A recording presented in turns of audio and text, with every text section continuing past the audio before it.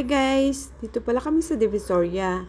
Dito pala kayo kumain pag gusto nyong maghanap ng mga maraming kainan dito po sa 168 Old Building. Mas marami po dito.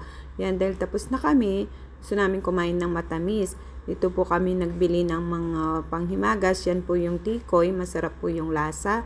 At alam naman po natin na masarap talaga yung mga hopya nila dyan. May iba't ibang flavor, may munggo, may pandan, may ube, at marami pa pong iba. Meron ding mga pastillas. At ito po yung naalala ko, yung kanilang mooncake. Yan po yung naalala ko nung nagtatrabaho ako. Yan po yung nireregalo sa akin nung aking supplier na Chinese. Tuwing Chinese New Year, yan po yung pinamimigay nila. Pampaswerte daw nila po yan, kaya namimigay sila tuwing Chinese New Year. Masarap po yung produkto nila.